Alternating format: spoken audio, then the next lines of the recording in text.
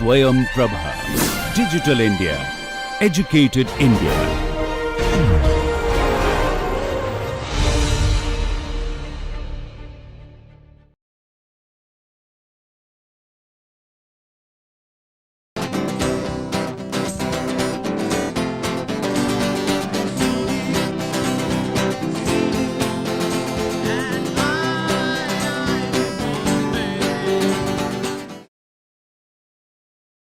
So, welcome to the 35th lecture of Cryogenic Engineering under the NPTEL program.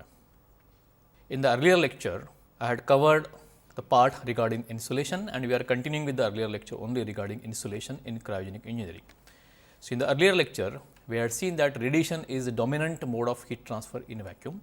We found that evacuated powders are superior in performance than vacuum alone in the range of temperature, which is 300 Kelvin to 77 Kelvin, that means still liquid nitrogen temperature.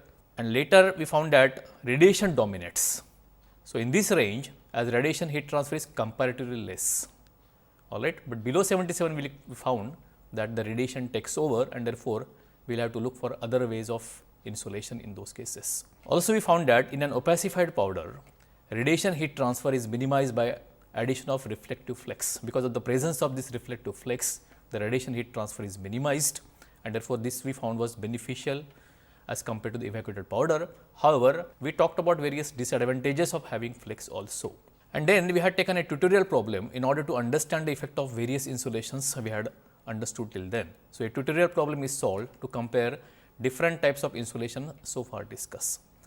And what I want to do now is basically continue with this problem and then take away from that problem and basically bring about the importance for new insulations that could be used for lower and lower temperatures. So, in this particular lecture, we will talk about multilayer insulation, which is a very important insulation in cryogenic engineering. And then I will take a tutorial to cover or understand what these multilayer insulations calculations are all about, and we can take some cases or some studies regarding those.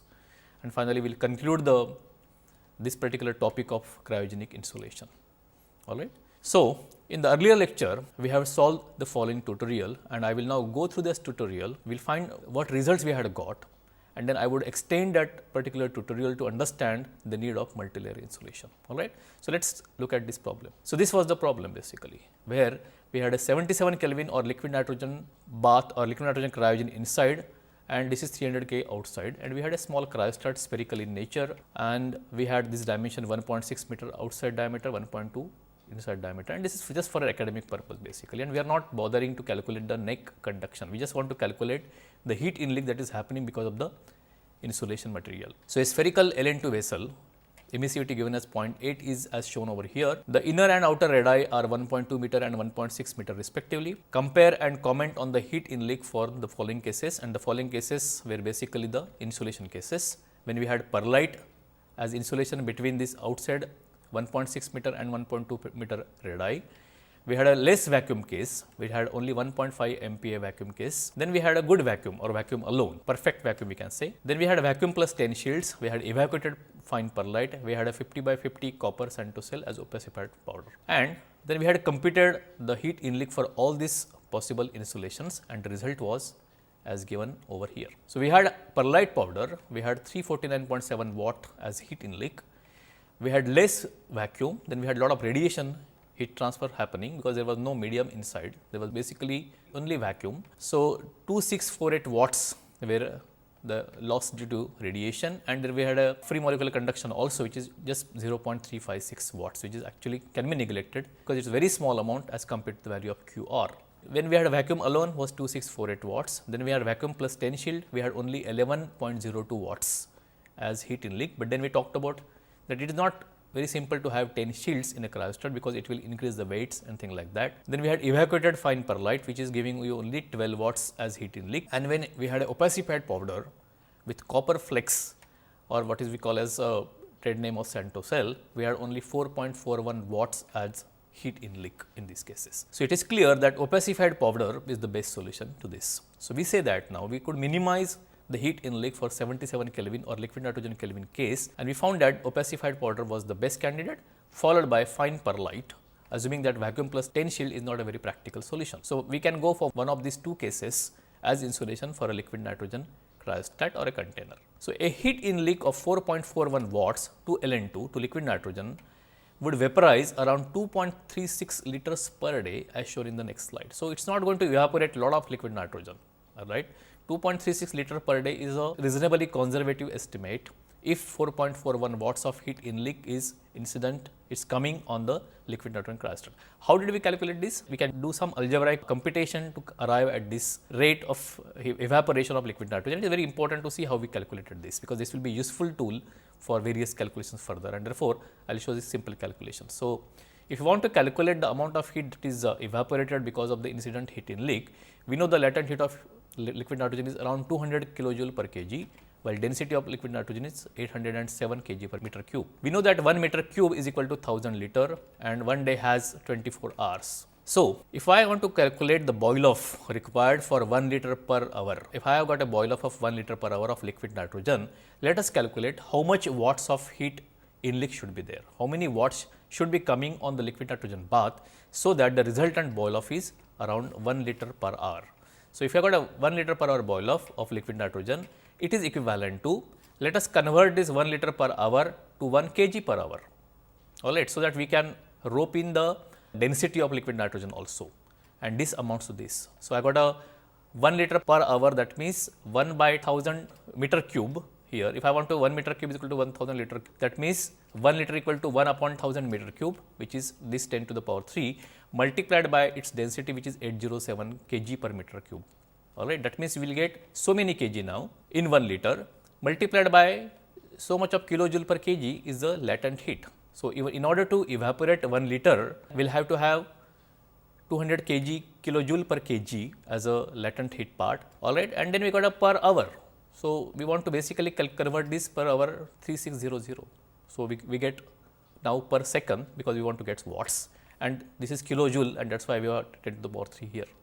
So, this will amount to so many of watts which are responsible to cause a boil off of 1 liter per hour, alright, and this amounts to 44.83 watts. So, what does it mean? If you got a heat in leak of 44.83 watts, it will amount to 1 liter per hour boil off of liquid nitrogen. So, if we have a boil off of 4.41 watts, which is what we calculated earlier, it would result in a boil off of 0.098 liters per hour, which is very small and which is very much acceptable. So, in 1 hour, we will have 0.098 or 98 cc per hour as boil off of liquid nitrogen. Therefore, the total boil off for 1 day, if you multiply by 24 hours, will be 2.36 liters per day, which is again acceptable solution. Taking it ahead, different types of insulation discussed in the earlier lectures are applicable only to 300 K to 77 Kelvin. We found that all these insulations calculations what we had done were up to 300 K to 77 Kelvin. However, if I want to now understand what is my insulation for liquid helium, let us see the gravity. If I got a same amount of heat in leak coming for liquid helium, how much boil off will occur for liquid helium now? So, given that latent heat of helium is only 20.2 kilojoule as against 200 for liquid nitrogen. So, you can understand that latent heat is very small, and therefore, smallest amount of heat in leak will cause a lot of helium to boil off, and its density is 124.8 kg per meter cube. So, if I want to do the same calculations now, I can repeat those calculations for liquid helium, and 1 liter per hour boil off now for liquid helium will be equivalent to only 0.7 watt. So, understand this figure. For nitrogen, it was 44.7 watts would result in a boil off of 1 liter per hour, while for helium, 0.7 watts of heat in leak would result in boil off of 1 liter per hour, and that is because we are talking about the latent heat is almost 10 times less as compared to that of liquid nitrogen. At the same time, we got a density which is much smaller for liquid helium as compared to that of nitrogen, and because of this, we will have only 0.7 watts required or 700 milliwatts requirement to cause a boil off of 1 liter per hour of liquid helium. That means, what I want to show basically here is the smallest heat in leak will cause liquid helium to boil off. Now, if we take the same amount of heat in leak as that was present for liquid nitrogen case, the same amount of heat in leak, that is 4.41 watt, if that is incident now for liquid helium, it would vaporize 151 of liters of liquid helium in 1 day. Alright. So, what was 2 liters only per day now suddenly becomes 151.1 liter of liquid helium in 1 day, which is not at all acceptable.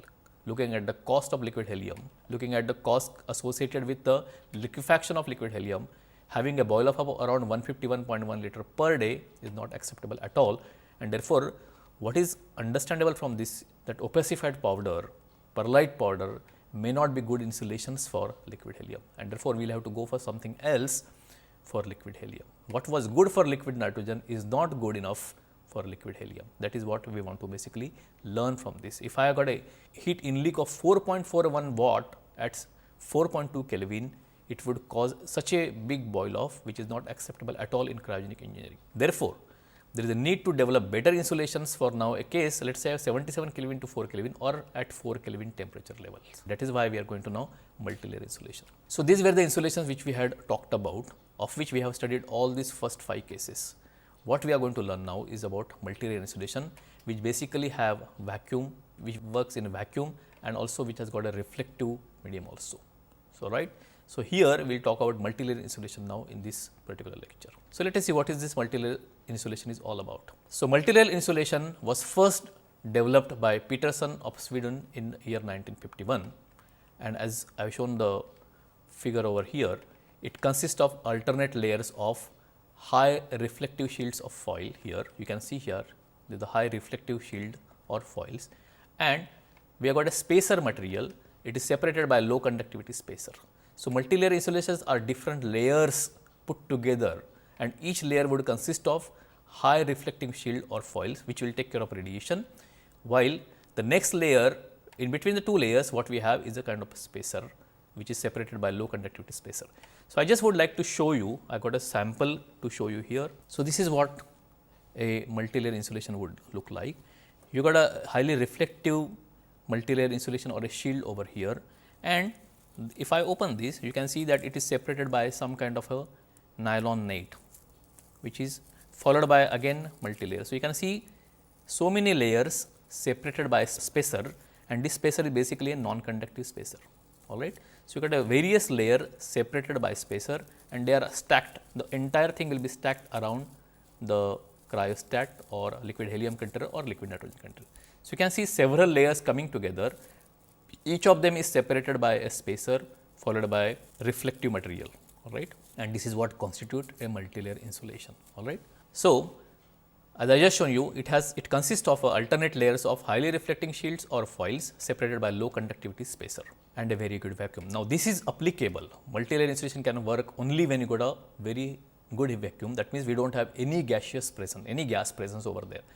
No molecular conduction, no free molecular conduction, no convection. If we have ensured that no conduction and convection, then only multilayer insulation will be effective, otherwise they will not be. The high reflecting shields are generally made up of aluminum, copper or aluminized mylar.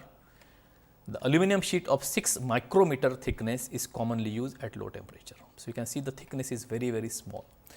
In order to improve mechanical strength and ease of application, plastic materials like mylar and Kapton are coated with aluminum. So, aluminum is coated with some kind of a mylar material in order to get strength, so that they are put vertically down in the cryostat or containers. Low conductivity spacers are made of coarse silk or nylon net. I just showed you this spacers material. Very often, substances like glass fiber, silica fiber, low density foam or fiberglass mat are also used. The spacer could be of any types. All right. Most common material among fibers are Dexiglass and tissue glass. So, these are basically the trade names for the spacer. Normally, Dexiglass could be used for such multilayer insulation, or nylon net could be used for such multilayer insulations. One layer of multilayer insulation, normally short form as MLI, is defined as one sheet of reflective shield plus one sheet of spacer material, and this is what I just showed to you. Each component of this insulation is designed for a particular function. All right. So, what are different functions? We got a radiation shields. Radiation shield or foils with high reflectivity, it will reduce the radiation heat transfer. All right. So, the highly reflective material, we found that highly polished material is basically to take care of radiation heat transfer. The spacer, which could be nylon spacer with very low thermal conductivity, it reduces conduction. So, whatever solid conduction may have, because we have got these layers put in the form of layers, and these layers do not, the radiation shield do not touch each other. Basically, they are spaced across a spacer, and this spacer is of low thermal conductivity, and this will take care of the solid conduction, and therefore, these are very important component of multilayer insulation. And we got a vacuum, because I said that multilayer insulation works only in the presence of vacuum and good vacuum, and this vacuum will take care of residual gas conduction. Convection is going to be minimized because of this vacuum. These are very important three aspects of multilayer insulation. So, what are different types of multilayer insulation? Let us have a look at this point. So, multilayer insulation are classified according to the type of spacers used. One can have different classification. What I am going to show is basically the classification made depending on the spacers that are used in the multilayer insulation. So, you can see the multilayer insulation is first type is multiple resistance spacers. So, you got a different types of spacers and they got a multiple resistance aspect associated with it. What is it?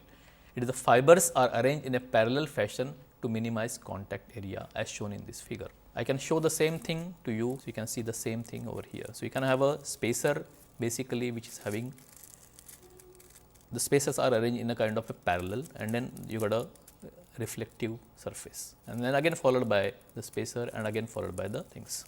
So, this is what the first type. So, multiple resistance spacer I just showed you, fibers are arranged in a parallel fashion to minimize contact area. Then we got a point contact spacer. I do not have that sample. A grid of nylon spheres is used to separate adjacent radiation shields. So, this is a different type of spacer. Continuing further, what we have is a single component MLI.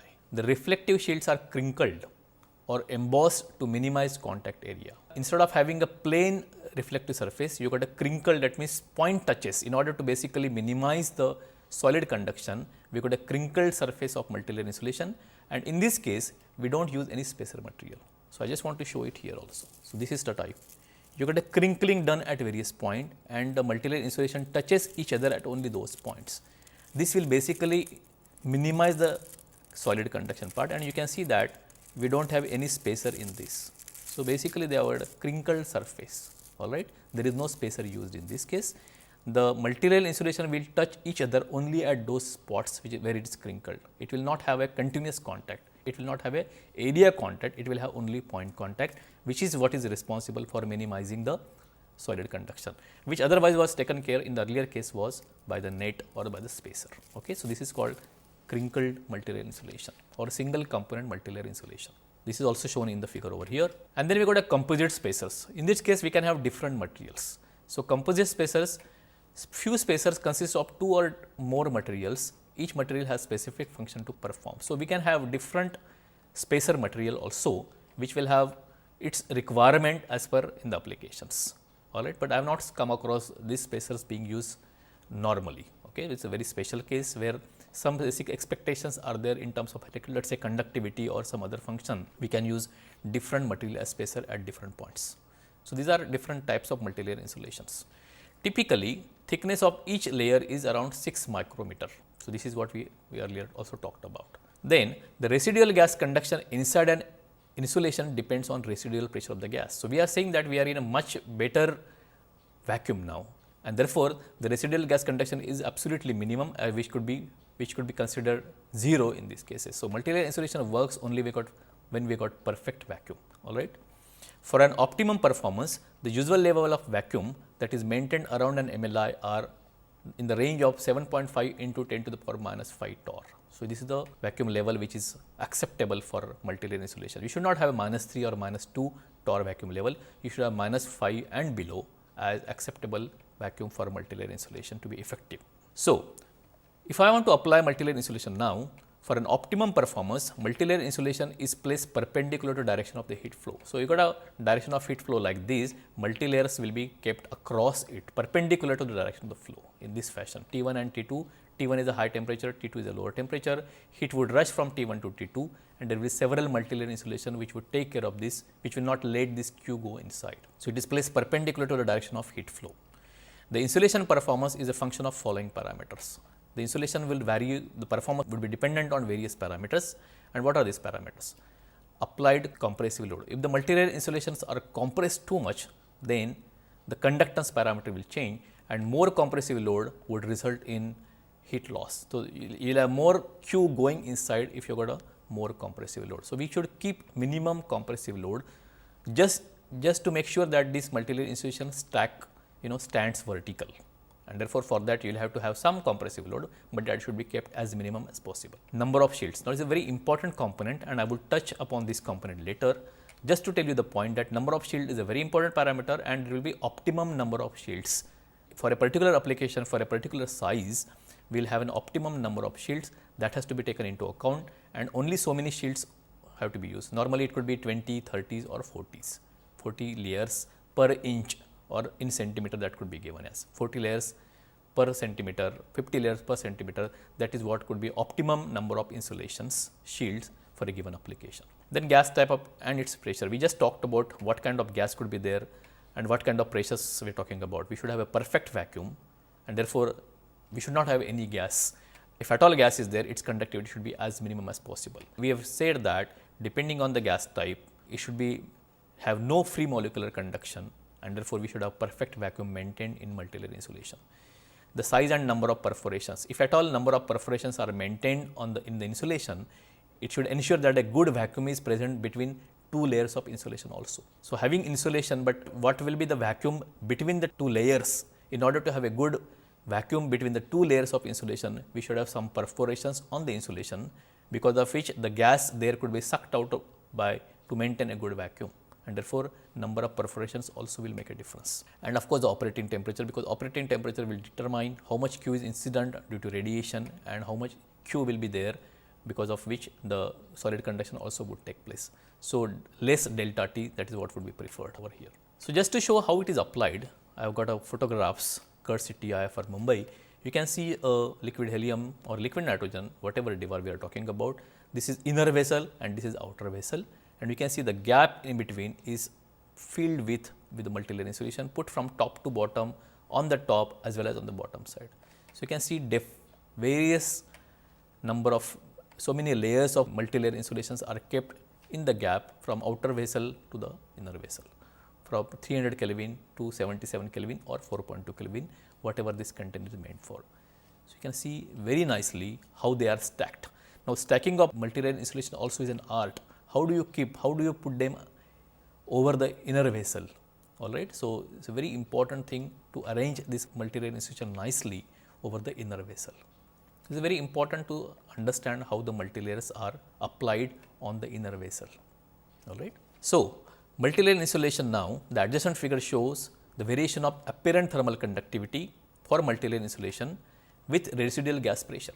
So basically this will tell you what is the effect of vacuum on the apparent thermal conductivity for a typical multilayer insulation. So you can see that insulation layer density is 24 layers per centimeter in this case, and the temperatures are 300 K and 90 K, for which the values are given over here. It is clear that Ka is independent of residual gas pressure between atmospheric and 15 torr. So you can see for this atmospheric condition to 15 torr, Ka is very high, and therefore multilayer insulation cannot be used in this pressure range, because Ka we want to basically minimize. All right. So in this case we can't use multilayer insulation at all, or if we use, the apparent thermal conductivity is going to be very, very high.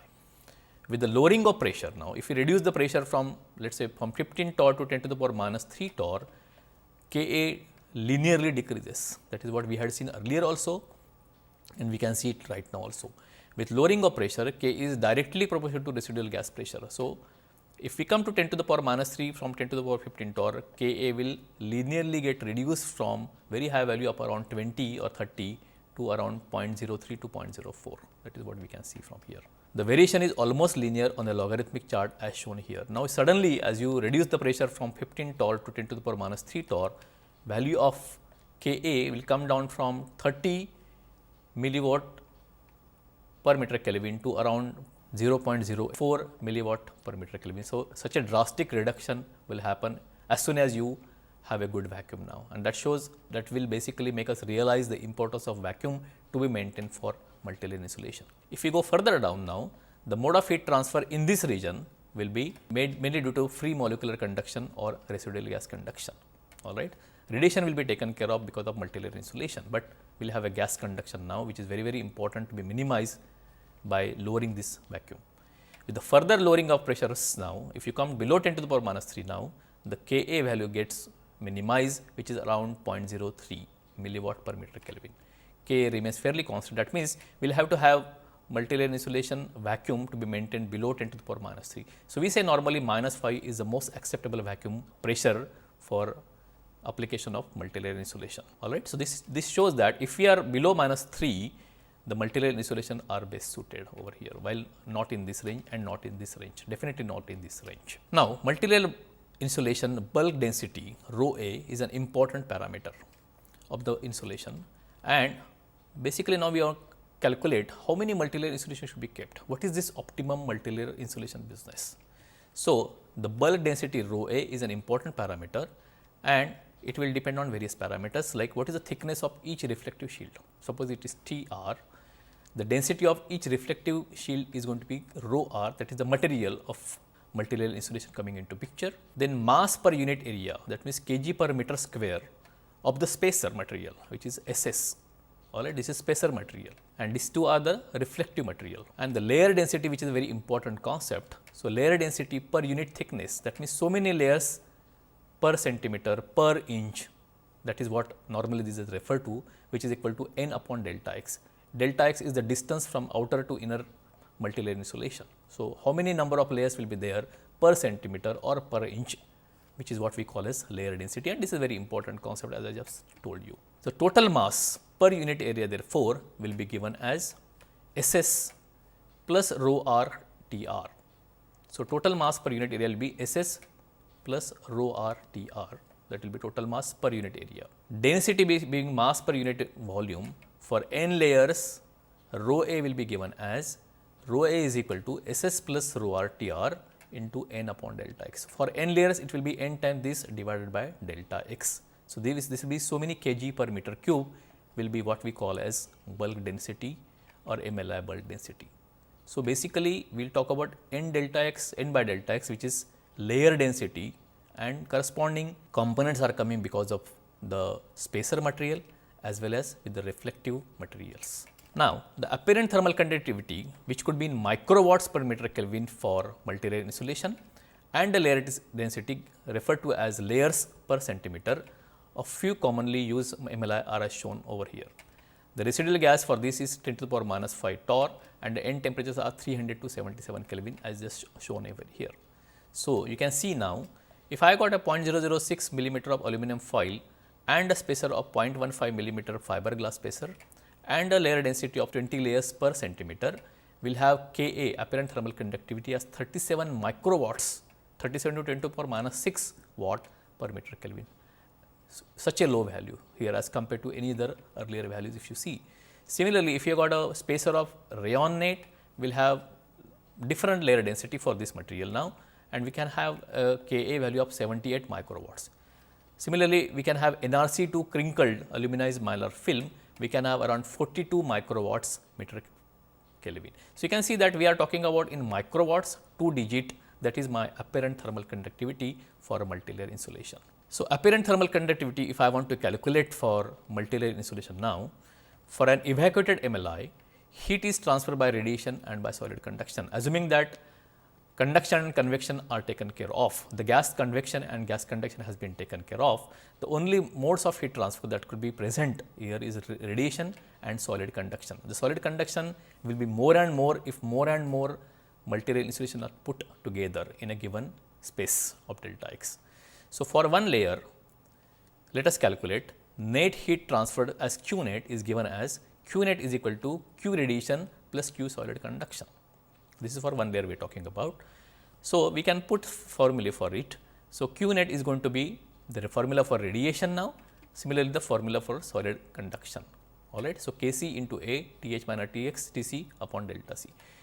Please refer that Kc will depend on the number of layers also. This is going to be now effective thermal conductivity of the spacer material. So, Fe is the effective emissivity of the shield over here, which is a radiation parameter. F12 is the shape factor, which normally we take as 1, while A and delta x are the contact area and the width here, and Kc is the effective thermal conductivity of the spacer material, or with the what is coming as thermal conductivity of the MLI basically. So, what we call refer to as solid conduction also here, but that will be function of how many layers are there, and therefore, Kc is a parameter which will vary with number of shields, number of spacers materials also. Extending this further, we can put the value of 1 upon Fe as 2 minus E upon E, F12 as 1, and also referring Hc taking Kc upon delta x as Sc, which what we call as solid conductance. So, putting these values over here, we get, combining these equations, I can put this, my Q net is equal to this parameter Hc into A into Th minus Tc, where E is the emissivity of the shield and Hc the thermal conductance per unit area. So, I am just replacing Hc as Kc upon delta x. We found that Kc also would vary with the number of layers or layer density. So, Sc is thermal conductance per unit area. Let us now find out what is apparent thermal conductivity for multilayer insulation. Let Ka be the apparent thermal conductivity of the multilayer insulation, and therefore, Q net in this case is equal to Ka into A into Th minus Tc upon delta x. Equating these two parts, I will say Ka into A into Th minus Tc upon delta x is equal to what Q net we got over here. All right. So, here we got to calculate now what is my apparent thermal conductivity for multilayer insulation. So, I would now like to calculate here multilayer insulation, and if we can see that we can get rid of this A into Th minus Tc, A into Th minus Tc in both the sides. So, getting rid of A into Th minus Tc and getting the value of Ka now, delta x would come on this side. So, apparent thermal conductivity now is equal to Ka is equal to delta x into the bracket, and this bracket has a component due to radiation and due to solid conductance Hc. So, for n layers now we will have Ka is equal to delta x upon n sigma radiation component plus Hc, which is going to be solid conductance. So, you can see now entire thing divided by layer density, we can say n by delta x, which is my layer density, which will determine now the value of Ka, where Th and Tc as the boundary temperature, n by delta x is the layer density. Now, let us see what happens to apparent thermal conductivity as a parameter of n by delta x, and we can see that this curve is there. So, layers per centimeters given here, which is nothing but n by delta x, against which we found the apparent thermal conductivity, and you can see that this kind of variation is shown, and we can see that at a particular number of layers per centimeter, we can have minimum Ka value in milliwatts per meter Kelvin. Why does it happen? So, we know that Q net is equal to Q radiation plus Q solid conduction for multilayer insulation. If I go on increasing the number of layers, here with the initial increase in the layer density, the decrease in radiation heat transfer is more than the increase in solid conduction. We know that if we go on increase the number of layers in a given centimeter, in 1 centimeter we have 100 layers per centimeter, for example, we will have so many layers that they will start touching each other, and therefore, the solid conduction would start increasing. So, as you go on increasing the number of layers, the radiation losses will reduce, but at the same time the solid conduction will start increasing. All right. So, if you go on increasing n by delta x, initially your QR will come down, but Q solid conduction would start increasing, but the decrease in QR is going to be much more pronounced than the increase in Q solid conduction, and therefore, initially we will have a decrease in the value of Ka as we go on increasing the layer density. So, hence Ka of the insulation decreases in this range, but if the layer density goes beyond a particular value, with the further increase in the layer density, Ka increases due to increase in solid conduction, because after some times there will be so many layers which will be touching each other now, that the solid conduction Hc, which depends on n by delta x, will start increasing. All right. So, in this case, after some time, after some optimum number of layers per centimeter, this will start increasing, which means that initially it was decreasing, later on it is increasing, that means it will go through a minimum at some point in time, at some layer density. So, therefore, Ka goes through a minimum and then it rises as shown in this figure. So, our layer density should be kept as this minimum layer density. So, whatever is layer density, we should have a minimum value of Ka associated with that, and that should be used for our application. So, it is very important to understand that there is the concept of optimum layer density for multilayer insulation. In the initial case, radiation gets reduced, but solid conduction starts increasing. However, the radiation decrease is more than the increase due to solid conduction. But beyond this optimum point, the solid conduction increases much more than the decrease in radiation heat transfer, and therefore, it goes through an optimum value of, or the minimum value of Ka, corresponding to which you have got an optimum layer density, and for every application we should find out what is this optimum layer density, and that is what we should use for calculation purpose. That is what we should use for application also. So, with this concept of optimum number of layers to minimize the apparent thermal conductivity of multilayer insulation, we have now understood what is multilayer insulation, how does it work, how do we calculate the conductivity, apparent thermal conductivity of multilayer insulation, why does it have this optimum concept of number of layer density, and also we found that what are different types of multilayer insulation, and I just showed you different types of multilayer insulation also. In addition to that, I have got two numbers of multilayer insulation which I would like to show again before I go and take a problem. So, you can use only aluminum sheet also. So, some foils could be used, alright. This is a thicker one and that also can be used as multilayer insulation, which could be sometimes separated by some kind of a glass fiber, or but this is thicker one. This is also a different type, and also I got a different type which is normally plain, okay, and you got a different kind of spacer which you can see, a very special spacer which thin Dixie glass kind of a spacer also has been used over here. So, I showed you various multilayer insulation and we got a different spacers also that could be possible, because there are a lot of manufacturers of this multilayer insulation, and depending on availability and the cost, we can have different combinations of spacers as well as reflective surfaces, alright. So, we have seen various combinations of reflective material as well as for spacer, and you can have different manufacturers of this multilayer insulation. However, what is most important is how do you put or how do you apply this multilayer insulation on a cryostat or a cryo container. It is an art, and therefore, normally an experienced person would put this multilayer insulation, and this basically depends on how you cut it, how you put it, minimum layers, minimum compressive load, etc., the parameters which affect the performance of multilayer insulation. So, with this background now, I will take you to a tutorial where you can understand the effect of multilayer insulation and how do we calculate the boil off that occurs because of multilayer insulation. So, let us take a tutorial now and then I will end this particular topic later. So, I will go back to the tutorial which I had taken last time, but now here I am now having a typical application of multilayer insulation. We got a outside temperature, let us say at 294 Kelvin, then we got a multilayer insulation put from outside till we got a bath of liquid nitrogen put over here. Then again we have got a vacuum and we got a multilayer insulation put around here, and we are storing liquid helium at 4.2 Kelvin. I have written 4 Kelvin because that is just a way of designation of temperature, but this is liquid helium here, this is liquid nitrogen here.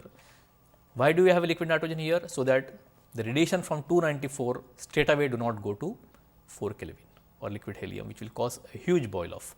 So, instead of that we got a buffer temperature of 77 Kelvin, and the radiation now go only from 77 Kelvin to 4.2 Kelvin to liquid helium, alright. So, we will have two boil offs, one is the boil off of liquid nitrogen from here and one is the boil off of liquid helium from here. I have not shown in this case, but there should be way of taking out this boil off because continuous boil off would happen, and therefore, liquid nitrogen will come out continuously, liquid helium will come out continuously. The boil off should not be kept inside, otherwise the pressure inside will increase. Also, we can neglect the conduction occurring across the neck, because we just want to study here the calculations due to insulation or heat leak that is going to happen due to this insulation. Alright, so let us read the problem. Consider a spherical liquid helium vessel shielded with liquid nitrogen bath. The radii of spherical shells are as shown in the figure. The MLI are around 24 layers per centimeter is applied at each stage. We got, of course, we got a vacuum at this blue, whatever color has been shown over here. It's a basically vacuum plus multilayer insulation, and also you got a vacuum plus multilayer insulation. In both the cases, we have got a 24 layers per centimeter as the layer density, and this is applied at each stage. That means, between 294 to 77 Kelvin, we got a multilayer insulation of 24 layers per centimeter, and from 77 Kelvin to 4.2 Kelvin, we got a multilayer insulation of 24 layers per centimeter.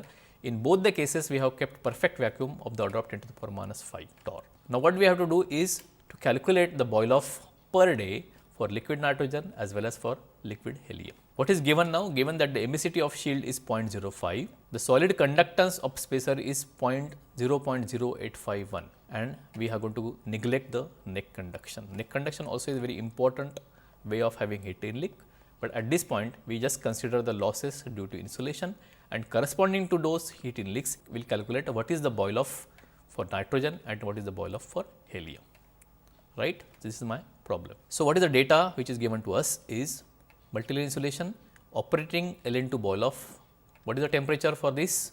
Operating temperatures 294 Kelvin to 77 Kelvin, and operating temperature for liquid helium boil off will be from 77 Kelvin to 4 Kelvin. So, operating temperature for liquid nitrogen and liquid helium are, the heat inleak is going to happen from 294 to 77 Kelvin for liquid nitrogen case, and for a boil off calculation for liquid helium we got a temperatures of 77 Kelvin to 4.24 Kelvin or 4.2 Kelvin. The emissivity of shield is given to as 0.05. The number of layers are 24 layers per centimeter, and the solid conductance is 0.0851 watts per meter square Kelvin.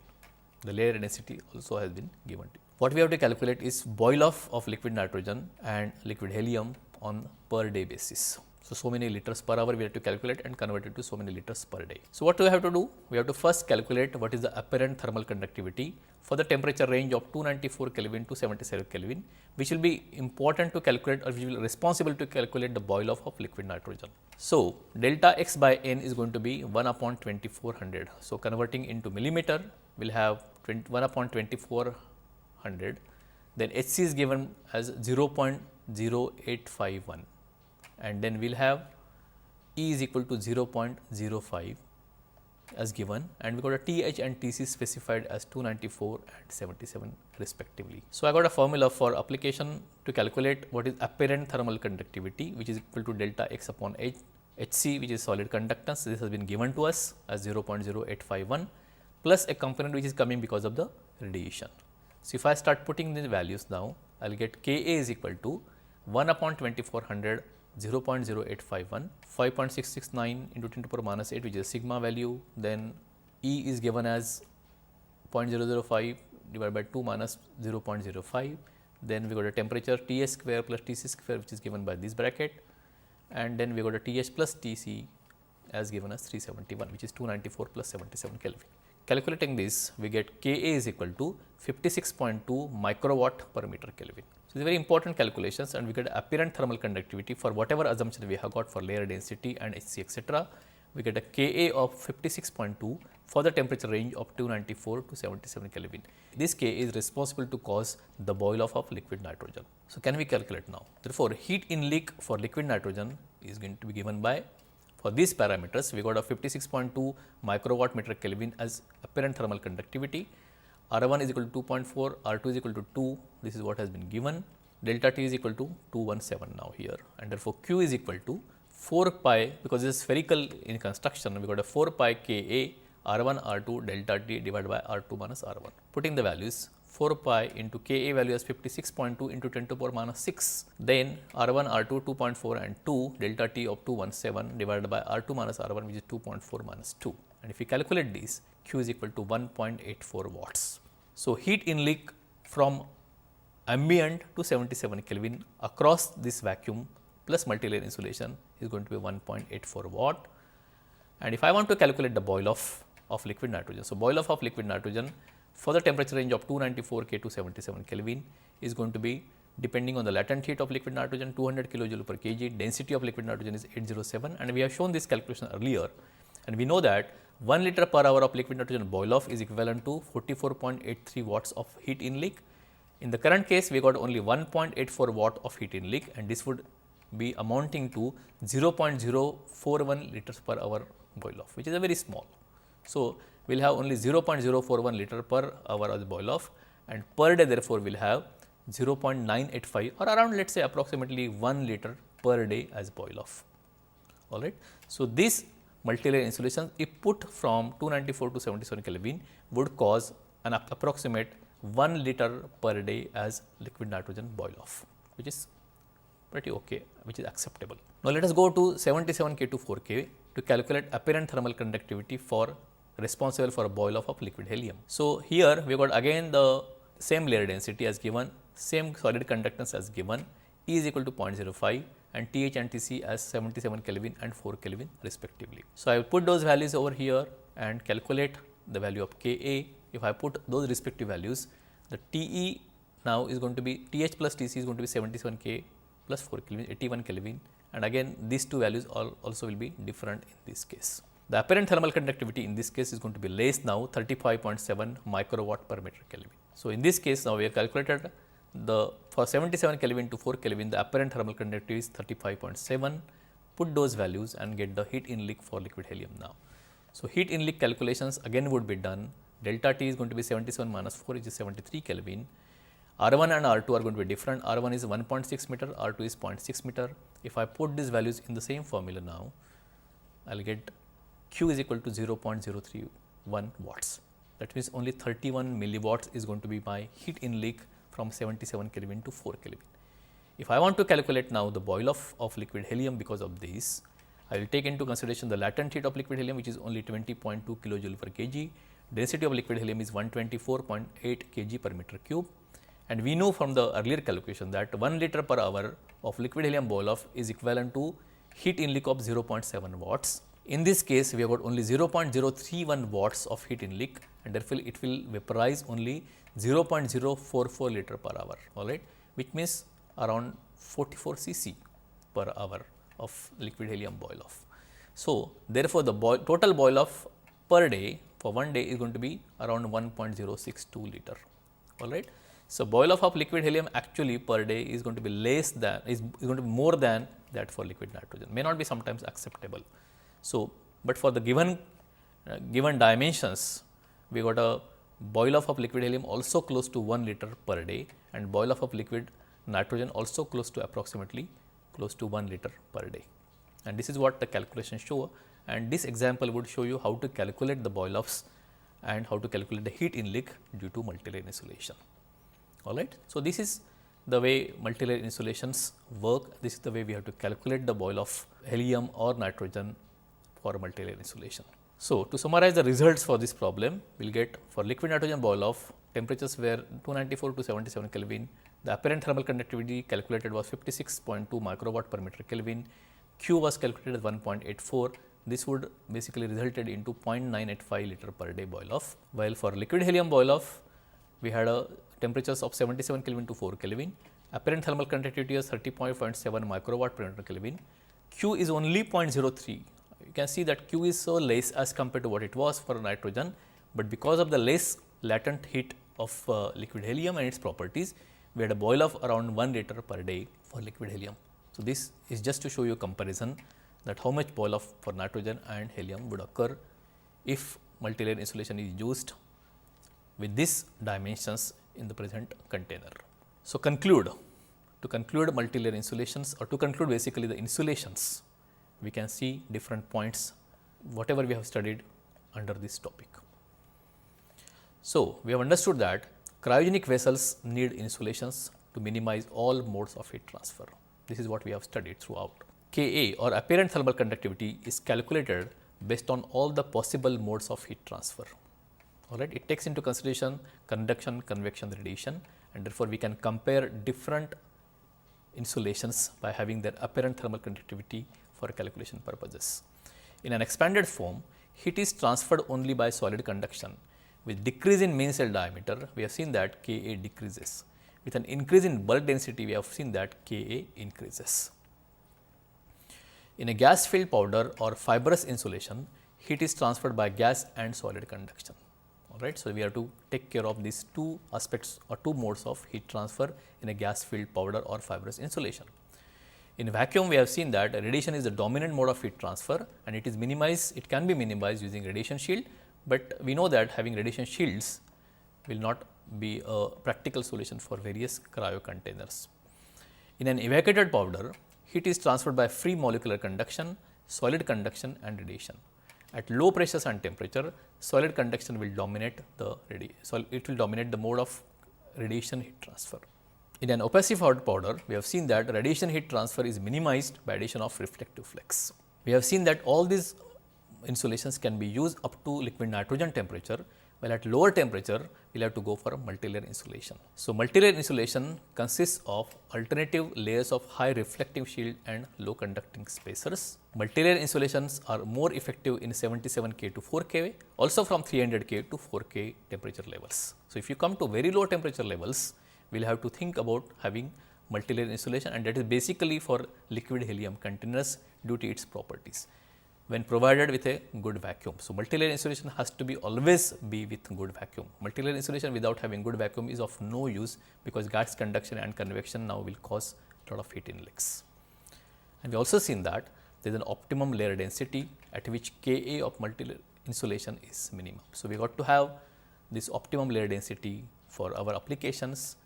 Depending on that, we should apply particular layer density for minimizing the heat loss, minimizing the heat inleak. So, we can see a comparison at the end of all the insulations which we have seen till now. So, the following table shows the apparent thermal conductivity for different insulations so far discussed. The operating temperatures here taken are 77 K to 300 K, and just to give indicative apparent thermal conductivity values for, let us say, perlite, the apparent thermal conductivity is 26 milliwatt per meter Kelvin. For evacuated fine perlite, this gets reduced down to 0.95 milliwatts per meter Kelvin. Then we got a opacified powder 50-50 copper, and this is Santocell, and again it gets reduced to 0.33 milliwatts per meter Kelvin. And then when you come to MLI, just to see the comparison of powder, evacuated powder, opacified powder, and then we got a MLI having 25 layers per centimeter, and we can see that the apparent thermal conductivity has come down to 56.2 microwatt per meter Kelvin. And here what you can see is all the values for comparison of different insulations. Thank you very much.